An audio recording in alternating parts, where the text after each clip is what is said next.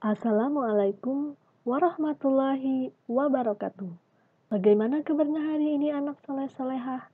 Semoga kalian di rumah tetap semangat dan selalu sehat. Hari ini kita belajar tema 5 pahlawanku, subtema 2 pahlawanku kebanggaanku, pembelajaran 6. Sebelum belajar, kita ikuti dulu petunjuk belajar ya. Yang pertama, berdoa. Bagi yang belum berdoa, dipersilahkan untuk berdoa. Kerjakan setiap bagian sesuai dengan petunjuk yang diberikan. Silahkan bertanya kepada orang-orang di sekelilingmu apabila ada yang kurang dipahami. Kemudian hubungi gurumu apabila mengalami kesulitan dalam memahami bahan belajar mandiri ini. Hari ini kita belajar tentang Sultan Agung. Sultan Agung Hanyokrokusumo lahir pada tahun 1591 di Kota Gede, Yogyakarta. Beliau adalah Raja Kesultanan Mataram yang memerintah pada tahun 1613 sampai 1645. Di bawah kepemimpinannya, Mataram berkembang menjadi kerajaan terbesar di Jawa dan Nusantara saat itu. Atas jasanya sebagai pejuang dan budayawan, Sultan Agung telah ditetapkan menjadi pahlawan nasional Indonesia. Nama aslinya adalah Raden Mas Jatmika atau Raden Mas Rangsang. Sultan Agung merupakan putra pasangan Prabu Hanyokrowati dan Ratu Mas Adidyah Banowati. Ayahnya Raja kedua Mataram dan ibunya putra Pangeran Benawa Raja Panjang. Pada awal pemerintahannya, Mas Rangsang bergelar Panembahan Agung. Kemudian, setelah menaklukkan Madura tahun 1624, dia mengganti gelarnya menjadi Susuhunan Agung atau disingkat Sunan Agung.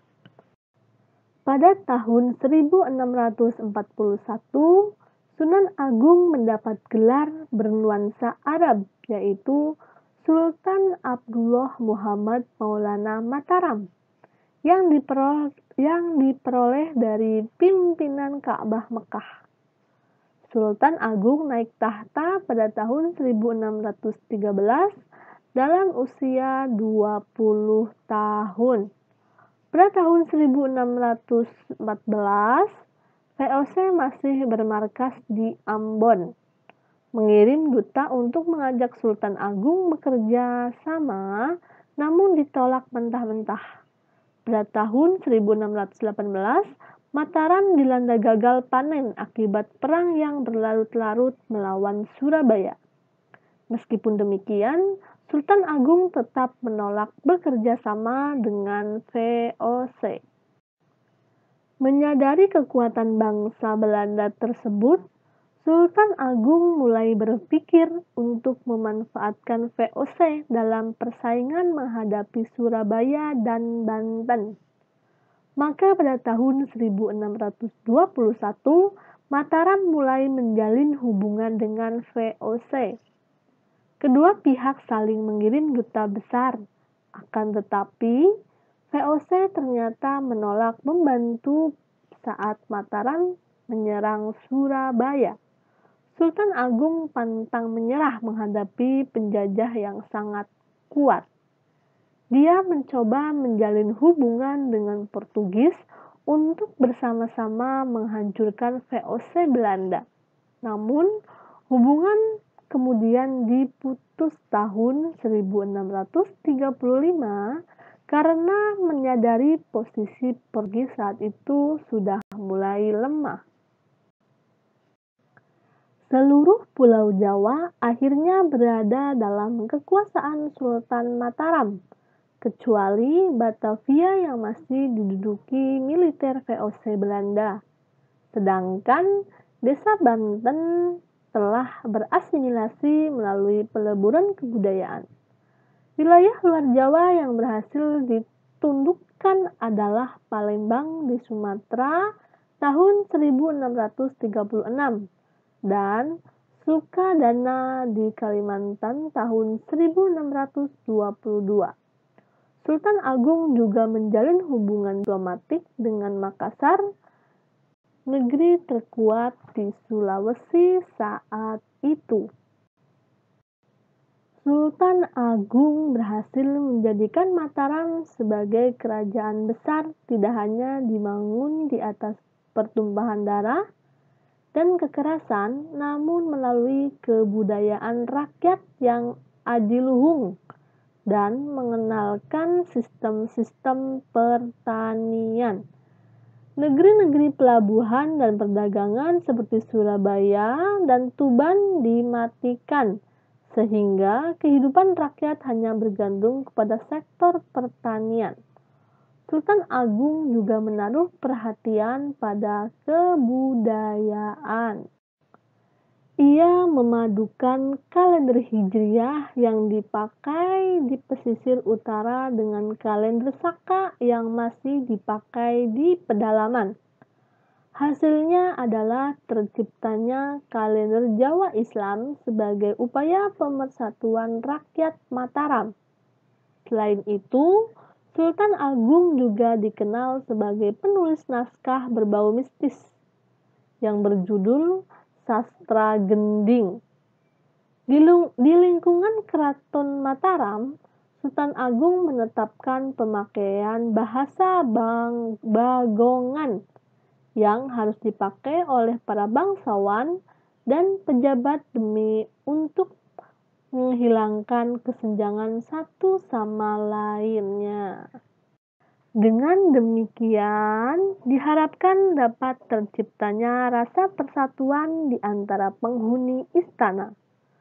Menjelang tahun 1645, Sultan Agung merasa ajalnya sudah dekat. Dia membangun Astana Imogiri sebagai pusat pemakaman keluarga raja-raja Kesultanan Mataram, mulai dari dirinya. Sultan juga menuliskan serat Sastra Gending sebagai tuntunan hidup Trah Mataram, sesuai dengan wasiatnya. Sultan Agung yang meninggal dunia tahun 1645 digantikan oleh putranya yang bernama Raden Mas Sajidin sebagai Raja Mataram. Nah, itu adalah teks tentang Raja Agung atau Sultan Agung. Latihan 1. Berdasarkan informasi yang kamu peroleh, buatlah peta pikiran mengenai teks bacaan di atas. Nah, gambar tersebut itu nama pahlawannya siapa? Kemudian asal daerahnya. Lalu, perjuangan yang dia lakukan selama menjadi Sultan Agung atau perjuangan selama ada di teks bacaan di atas ya. Kemudian sikap kepahlawanan yang beliau miliki itu apa? Nah, selamat mengerjakan. Untuk hari ini cukup sekian. Semoga bermanfaat. Tetap semangat belajarnya. Terima kasih. Wassalamualaikum warahmatullahi wabarakatuh.